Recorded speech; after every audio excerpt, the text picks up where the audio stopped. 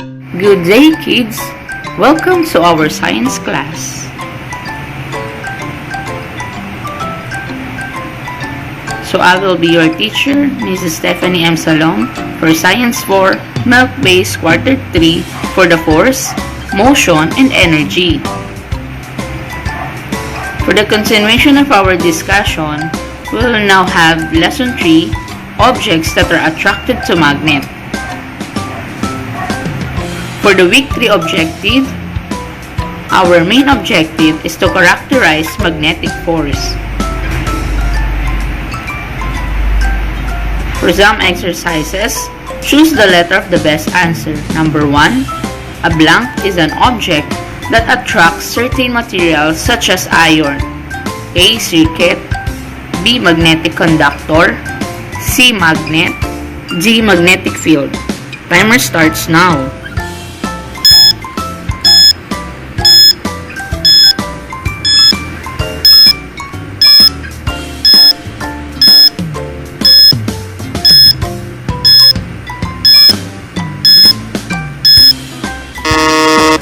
Alright, so the answer is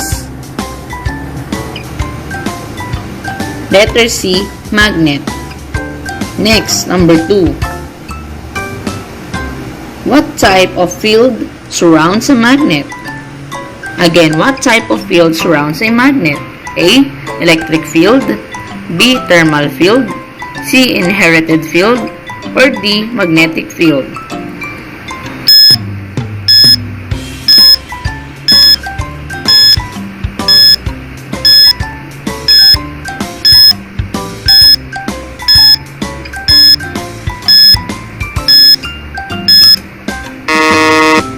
The correct answer is magnetic field. Next, number 3. The ability of a material to be attracted by a magnet and to act as a magnet is called A. Insulation, B. Magnetism, C. Thermal energy, or D. Conductivity.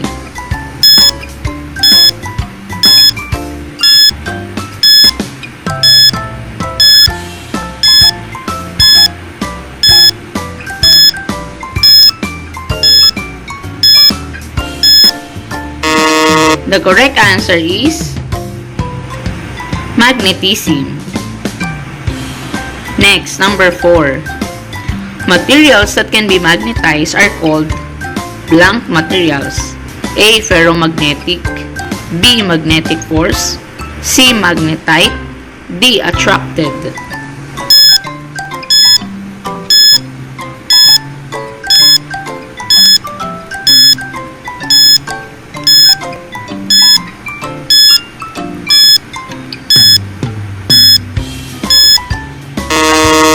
The correct answer is letter A, ferromagnetic. Next, number 5. The two ends of a magnet are called blank. A. Bars, B. Poles, C. Ends, D. Material.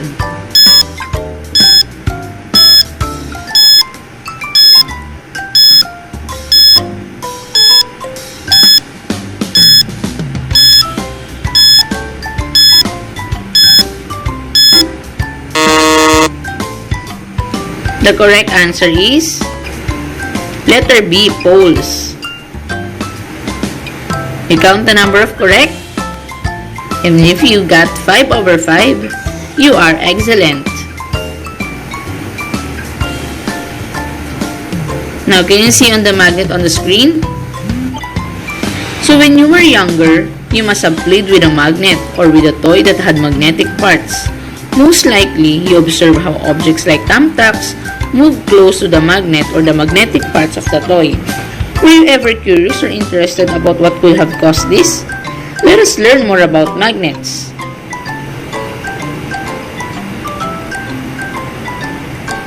Have you tried using a magnet? It is amazing how a magnet works. It has many uses, which can be very helpful in our daily lives.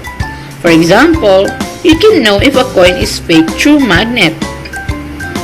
You can easily pick up those safety pins, thumbtacks, and paper clips when accidentally dropped on the floor. Of course, you can also find a needle mixed with sand by using magnets.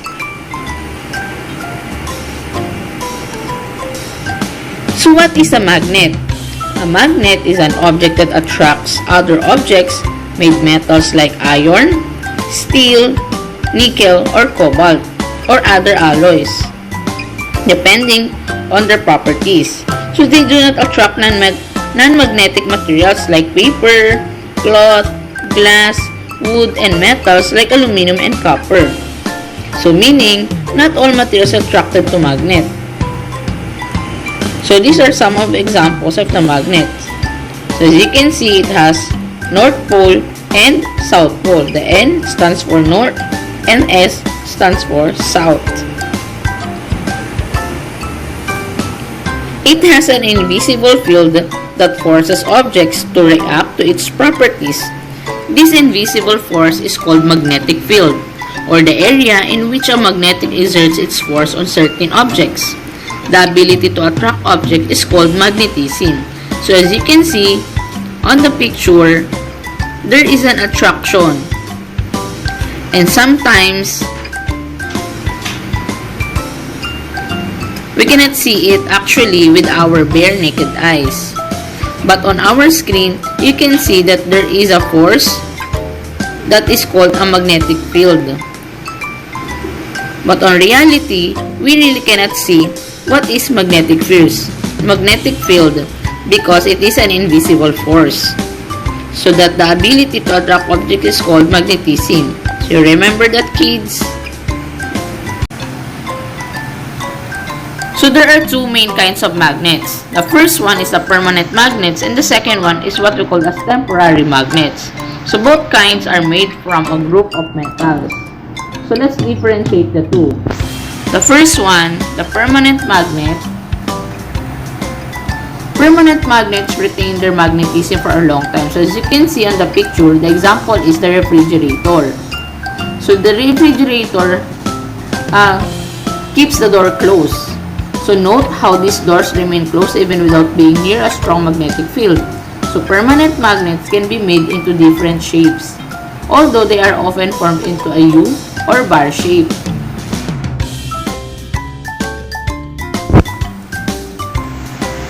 Now, what is a temporary magnets? Temporary magnets lose their magnetism once they are no longer contact within a strong magnetic field. Examples of this type are steel, paper clips that have been exposed to permanent magnets. So as you can see on your screen, so that is an example of temporary magnets. So they lose their magnetism when they are no longer within the range of the permanent magnet's strong magnetic field. So objects that are attracted by a magnet are classified as magnetic materials.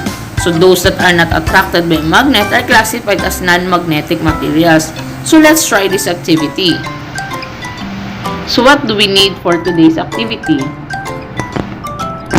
The materials that we need are ballpen cap, bits of paper, can opener, coins, eraser, magnet, nails, or bako, and a sharp pencil. So what is a procedure? So the first one is gather all the materials on the table. So like what I have stated earlier. So the things that we need.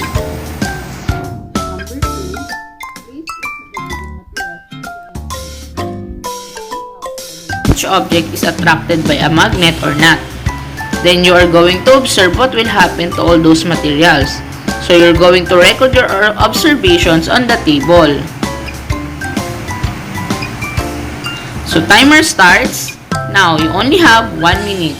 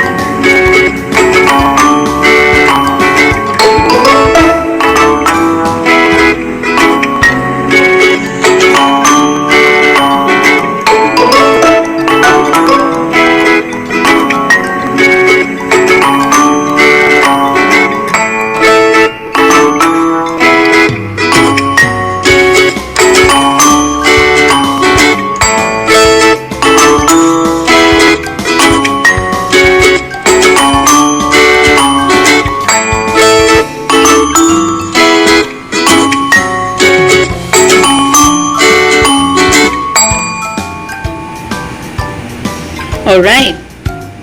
Have you all gathered all the materials needed? Have you tried all the materials? If it is attracted or not to magnet? So let's see. Let us answer the table on your module. So let us list down what are the different objects attracted by the magnet and objects not attracted by the magnet, or what we call as the non-magnetic materials. So let's have first the objects attracted by the magnet. So I'll be giving you 30 seconds to fill up the table.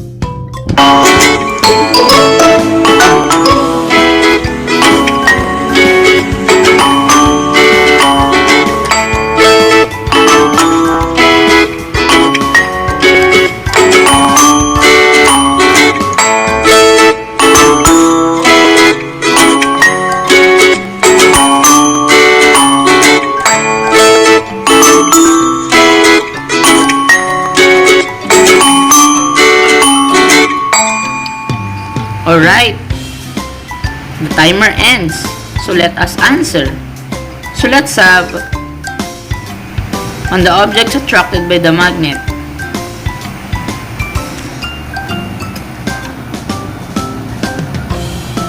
Okay, can opener. How about objects that attracted by magnet? Alright, the ball pen cap. Another.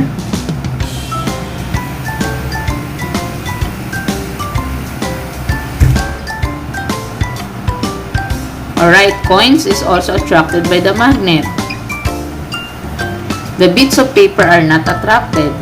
Magnets definitely are attracted by its magnet also. And a sharp pencil is not attracted by magnet.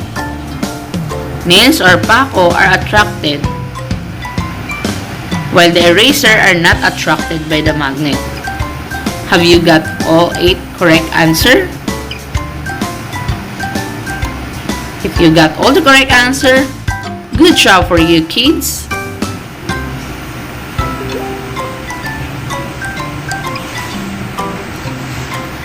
Now let us answer the guide question on your module. The first question is, what happened when the materials were placed near the magnet? So what do you think happened to the materials when placed to the magnet?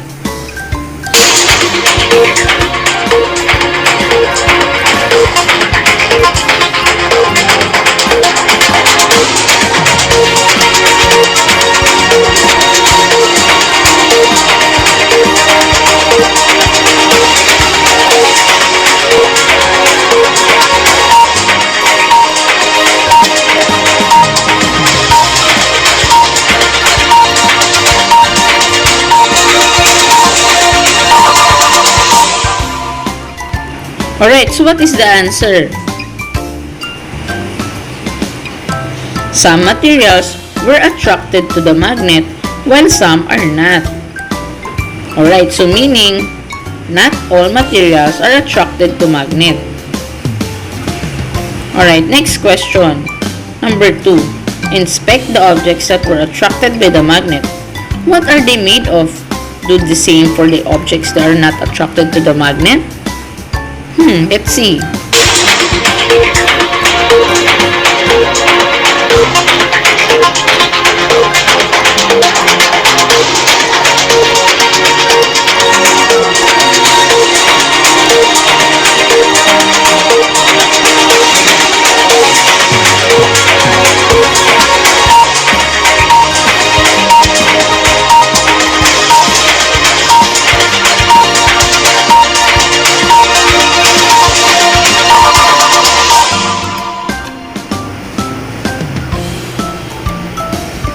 Alright, so what is the answer?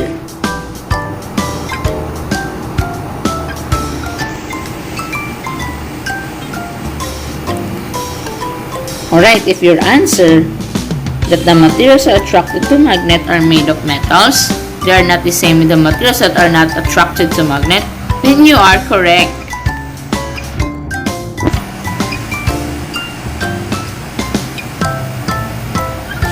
Now let's have another activity.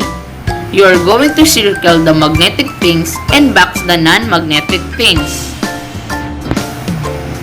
I will be giving you 30 seconds to answer this.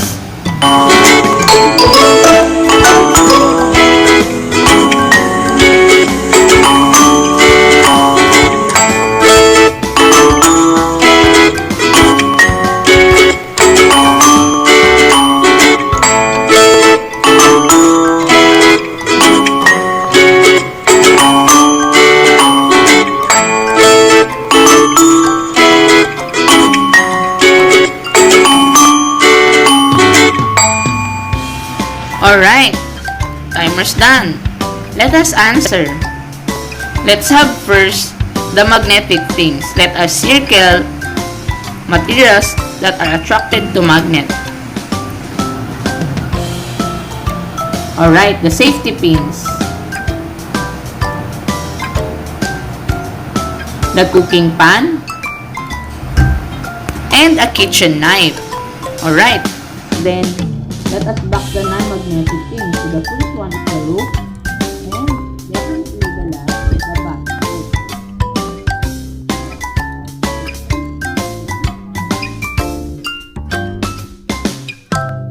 Alright, so let's proceed with our next activity. Read the following materials listed below. So write A if the materials are attracted by magnets and write NA if not. Number 1, nail cutter. Number 2, plastic bottle. Number 3, chalk. 4, metal spoon. And 5, needles.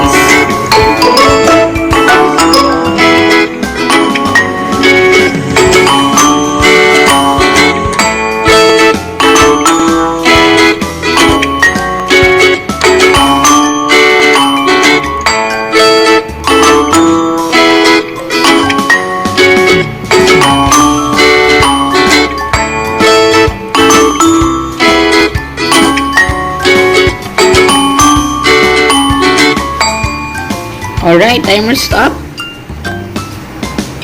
Number 1, let us answer. The answer is A. Number 2, NA. Number 3, NA. Number 4, A. And number 5 is A. If you got 5 over 5, then you are amazing. Now, let's see what you have learned for today's lesson. Complete the paragraph by choosing the correct word inside the box. In this lesson, I have learned that magnets can blank materials. The materials that are made of blank, such as iron, nickel, and cobalt, are attracted by magnets. Blank are not attracted by magnets. There are two kinds of magnets. First is blank retain their magnetism for a long time, and blank lose their magnetism once they are no longer in contact within a strong magnetic field. 30 seconds for you to answer what you have learned for today.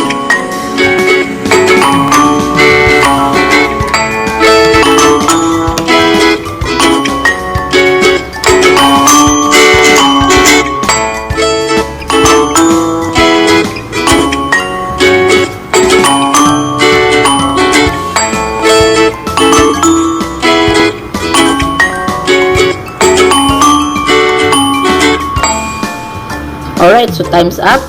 Let us answer. What is the answer for number 1? In this lesson, I have learned that magnets can... What is the answer? Alright, if your answer is attract, then you are correct. For number 2, the materials that are made of metal, such as iron, nickel, and cobalt, are attracted by magnets. Then correct. And number 3. Alright, the answer is non-metal, not attracted by magnets. And for number 4, the two kinds of magnet. The first is permanent metal. And what is the other one? For number 5, the answer is definitely the temporary metal. Okay? If you got 5 over 5, then you are good job. Doing a good job, kids. Alright, let's proceed. You're going to answer the question below. Use internet sources as references for your answer. So, do you think magnets attract all kinds of metals? Alright kids, I will help you. The answer is no. Not all metals are attracted to magnet. Only metals made of iron, nickel, and cobalt are attracted to magnet.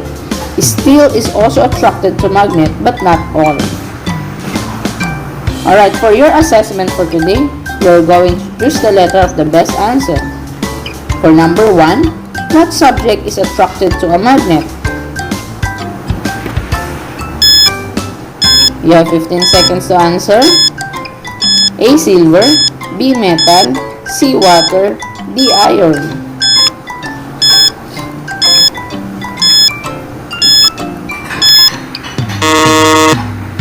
Alright, so the correct answer is letter D. Number 2, magnets are blank to objects that contain iron, nickel, cobalt, or steel. You have 15 seconds to answer. A. Attracted, B. Repelled, C. Disturbed, D. Puzzled.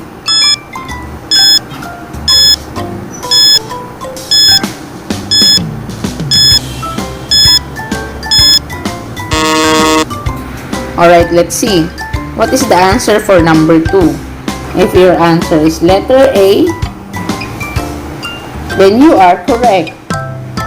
Magnets are attracted to objects that contain iron, nickel, cobalt, or steel. Next, number 3. All of these are non-magnetic except A. Wood, B. Paper, C. Copper, D. Iron. You have 15 seconds to answer this number 3. Which do you think is a non-magnetic materials? Is it a wood, paper, copper, or iron? Alright, so the correct answer is iron, letter D. Because wood, paper, and copper are all non-magnetic, and iron is a magnetic material. Next, number 4. The force that a magnet exerts on certain materials is called blank force. A. Pole exertion, B. Magnetic, C. Electric, D. Ferromagnetic. You have 15 seconds to answer.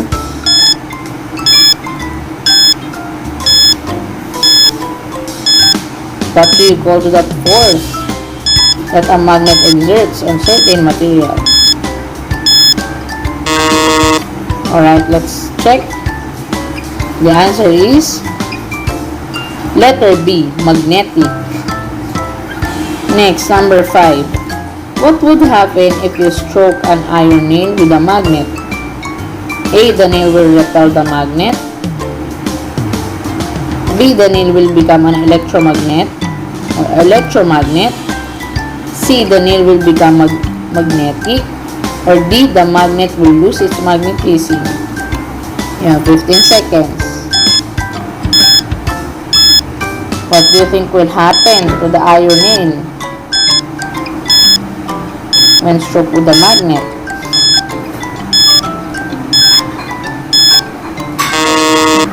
Alright, the correct answer is letter C. The nail will become magnetic. If you got 5 over 5, you are amazing kids.